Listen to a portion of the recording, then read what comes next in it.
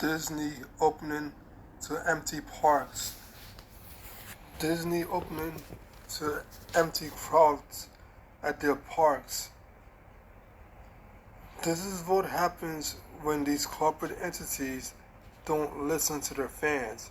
They are getting hammered left and right like a bad habit. It's not even funny. It's almost downright sad and almost downright depressing, except for the fact Disney are connected to some very serious things like Epstein and human trafficking as well. Disney have a lot of problems.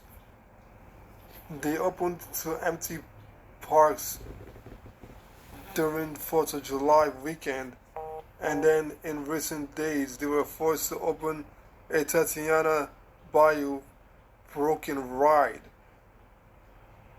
They have nobody to blame but themselves. This is all on Disney. Disney have only themselves to blame, and they should be grateful that they even got a visit from the Vice President of the U.S., J.D. Vance. Disney don't know what they're doing, clearly. If they knew what they were doing, they wouldn't be having these kinds of problems. And because they're having these kinds of problems, it's clear that they don't know what they are doing.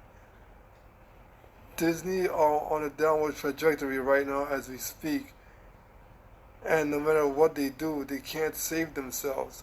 This is years and decades of bad decisions coming back to bite them in the ass as they lose crowds left and right like a bad habit.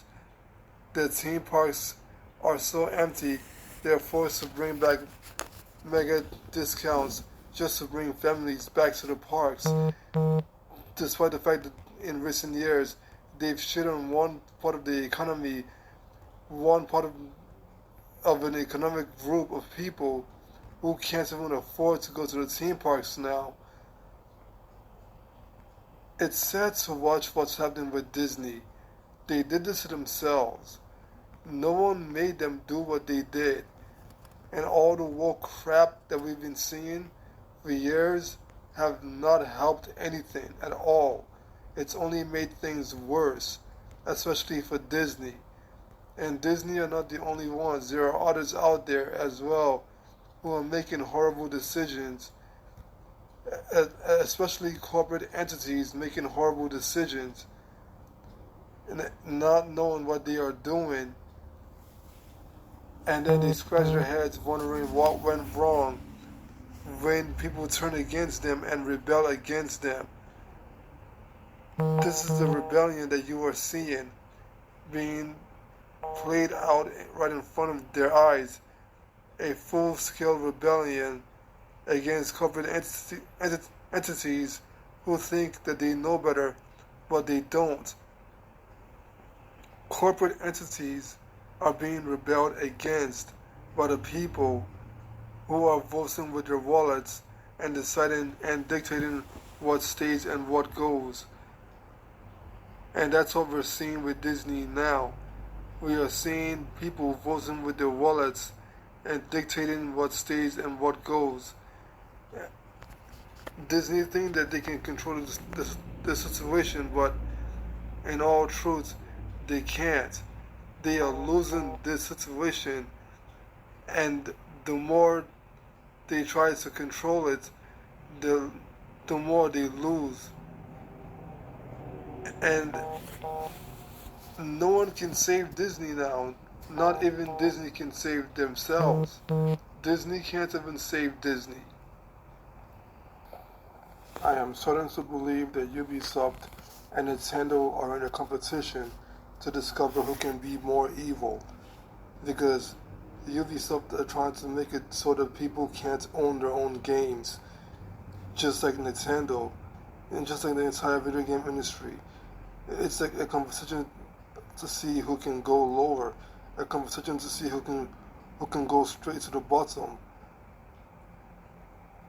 It's ridiculous what's happening in the video game industry right now as we speak. A competition of who can be more evil, to see who can strip gamers of their rights to own games. It's ridiculous that we are even having this conversation. It's ridiculous that this is even happening. It's ridiculous that we even need to have this conversation to begin with. I can't even believe that this is happening right now. I don't want to believe that this is happening, but yes, this is in fact happening as we speak. The video game industry have lost their mind. They have lost their collective minds. And gamers are the ones being made to fight back as we speak.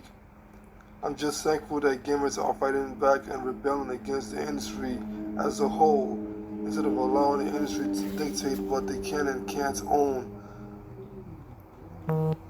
This needed to happen. This rebellion needed to happen. And I hope it continues because people are voting with their wallets and deciding that they don't like what's currently happening, and what's currently happening needs to stop, and rightfully so.